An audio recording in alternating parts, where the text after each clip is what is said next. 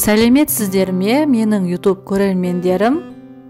Сіздерге мен массаж жасаудың ең оңай және ең қарапайым, бірақ та тез нәтиже көрсететін техникасымен мен бөлісетін боламын. Және де видеосын көрсететін боламын сіздерге. Ең алдымен сіздер балаларыңызға өздеріңіз массаж жасау керексіздер. Неге? Өйткені бала ананың аялы алақанын сезеді, біледі. Өйткені сіздер баламен бір жансыздар. Балаңыз басқа бір массажистке массаж жасаған кезде жылайтынын білесіздер ме? Я, неге? Өйткені ол бөтен адамның қолын сезеді. Және де өзінің анасының да қолын сезеді. Өзіңіз бір көріңізші, ал баланың аяғын уқалап, қолдарын, іштерін уқалап көріңізші, бала қалай күлетінін, қалай жымиятынын көресіздер. Бала еркін сезінеді өзін. Сондықтан сіздер бала туылғаннан бастап өздеріңіз массаж жасап үйреніңіздер. Өздеріңіз жасаған массаж балаларыңызға тез қонады және де тез нәтиже көрсете аласыздар. Балалар ол өйткені сезімтал келеді. Балаңызға өзіңіз массаж жасай отырып сіздер қан айналым жүйесін реттейсіздер. Баланың өсуін, дамуын ретке келтіресіздер. Және де сонымен қоса ақыл-ой қабілетіне де өте үлкен септігін тигізесіздер.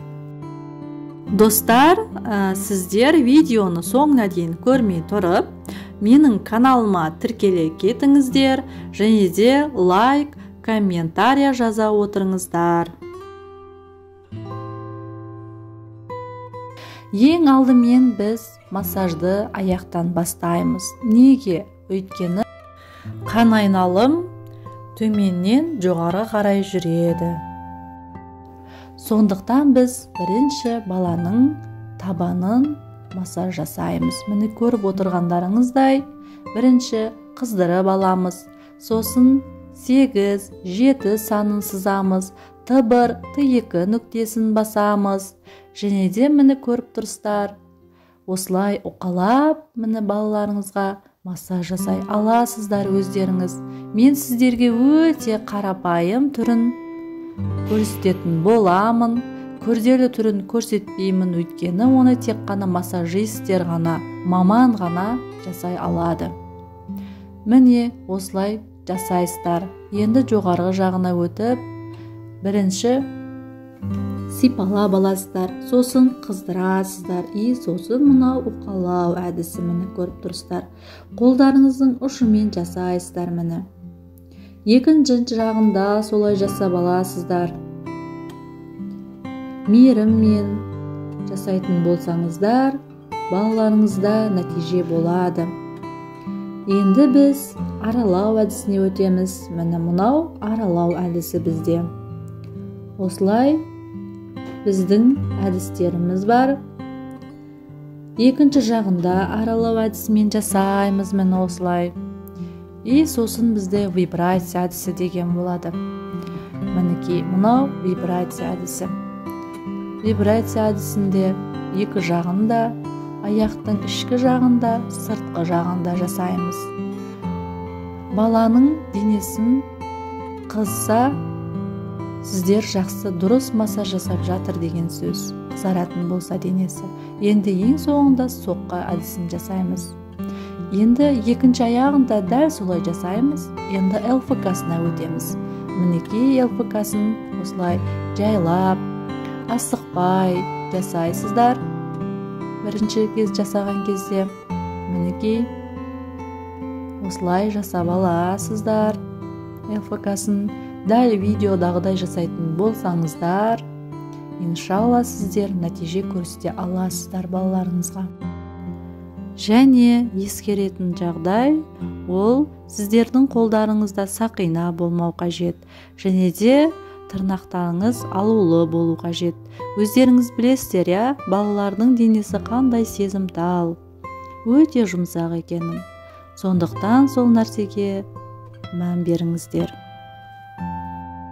Және де ескеретін жағдай ол май таңдаған кезде өте ұқыпты болуларыңыз қажет. Құрамы тазасын қолданғандарыңыз дұрыс. Енді баланы ішімен жатқызып, осылай аяғының артын осылай массаж жасаймыз. Бірінші сипалап аламыз, сосын қыздырып аламыз. Енді бұл уқалау әдісі деп аталады. Мінекей, уқалайсыздар осылай. Егерде балаларыңыздың денесі массаж жасаған кезде қызаратын болса, сіздер дұрыс жасап жатыр деген сөз массаждарыңыз. Сондықтан жайлап қолдарыңыздың ұшымен қатты батырмай массажды қыздыра отырып жасағандарыңыз өте дұрыс. Міне уқалау әдісі, аралау әдісі, енді біз вибрация әдісі, міне вибрация әдісін жасаймыз. Және де ең соңғы әдісіміз массаждың ол соққы әдісі. Соққы әдісімен массажымызды аяқтайтын боламыз, аяқ массажын. Енді біз ЛФК-сына өтетін боламыз, иә? ЛФК баланың шері қимылдауына үлкен септігін тигізеді.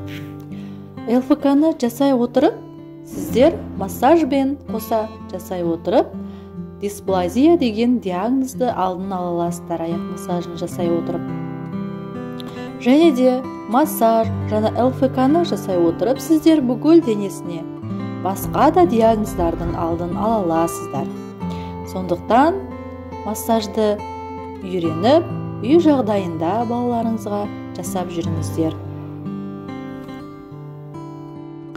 Ендігі видеода Алла қаласа сіздер арқа массажы және де жауырын жабысқан кезде қалай ашу керектігін мен сіздерге оңай тәсілін үйрететін боламын.